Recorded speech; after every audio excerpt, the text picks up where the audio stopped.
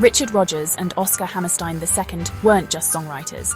They were storytellers who transformed the American musical. Before them, musicals were light and forgettable. Rodgers and Hammerstein brought real stories, real people, and real issues to the stage. Their partnership, beginning in the 1940s, was a perfect match. Rodgers' unforgettable melodies paired with Hammerstein's heartfelt lyrics. They made songs part of the story, revealing character and moving the plot forward. Their first show, Oklahoma, changed everything. Then came Carousel, South Pacific, The King and I, and The Sound of Music, each a landmark. They dominated Broadway's golden age, setting a new standard for what musicals could be. Their work tackled prejudice, war, and social class, making the musical matter. Rodgers and Hammerstein's legacy is the foundation of American musical theatre. Celebrating them isn't just nostalgia, it's honouring innovation and passing the torch to new generations. Their music still speaks to us, decades later. These songs are alive, reminding us of the power and magic of musical theatre. Their influence is everywhere, shaping the art form for generations. Rodgers and Hammerstein are a cornerstone of American culture. In 2003, the world celebrated the 60th anniversary of Oklahoma with a grand tribute. Broadway and Hollywood's brightest stars gathered for an unforgettable night. The event was more than a concert. It was a journey through Rodgers and Hammerstein's greatest hits. The venue sparkled, filled with fans, critics, and theatre legends. The programme told the story of their partnership, from Oklahoma to The Sound of Music. A world-class orchestra brought their lush scores to life. The tribute was broadcast, sharing the celebration with audiences everywhere. Performers honoured the material with sincerity and style, capturing the spirit of the originals. As the overture began and "Oh, What a Beautiful Morning" filled the air, the audience knew they were witnessing something special. The night promised pure theatrical joy, a fitting homage to two masters. The stage was set for magic. The tribute was packed with unforgettable performances. A leading lady's Some Enchanted Evening from South Pacific filled the hall with longing and warmth, a masterclass in musical storytelling. The Carousel segment featured a baritone's powerful soliloquy, capturing the emotional complexity of Billy Bigelow. The audience was riveted, reminded of the psychological depth Rodgers and Hammerstein brought to their characters. Lighter moments shone too.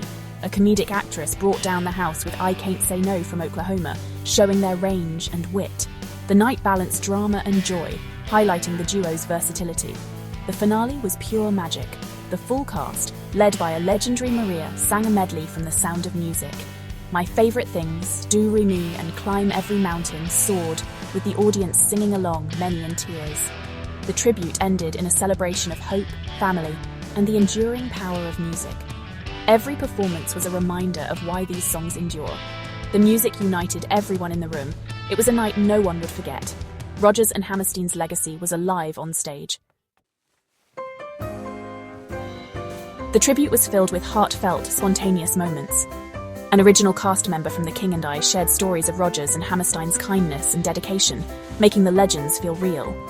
Laughter erupted when a prop flew into the orchestra pit during There Is Nothing Like a Dame, a reminder of live theatre's unpredictability. Archival photos and video clips between numbers gave the audience a glimpse into the creative process and optimism that defined Hammerstein. These visuals added rich context, connecting the past to the present. The finale, Climb Every Mountain, united young and veteran performers, all moved by the music. The applause was thunderous, a shared expression of gratitude. The cast took bow after bow, celebrating not just a show, but a legacy. The night was more than a performance. It was a community coming together. Rodgers and Hammerstein's spirit filled the theatre. Their music brought generations together. The tribute became a new story in their ongoing legacy. Rodgers and Hammerstein didn't just write shows. They invented the modern musical. Their integrated approach, where songs drive story and character, became the blueprint for generations. They expanded what musicals could be, tackling social issues and deeper themes. Their influence is seen in every major writer since, from Sondheim to Miranda. Their songs, like You'll Never Walk Alone and My Favorite Things, are woven into American culture. The 2003 tribute showed their work is still alive, inspiring new artists and audiences. These musicals aren't museum pieces, they're living art, reimagined by each generation. Their adaptability keeps them fresh and relevant worldwide. Rodgers and Hammerstein's influence is a living force, shaping theatre's future. Their legacy endures on every stage. Why does Rodgers and Hammerstein's music endure? Because it's written from the heart. Their songs radiate hope, optimism, and belief in humanity, even in dark times. Hammerstein's lyrics and Rodgers' melodies are crafted with care, built to last.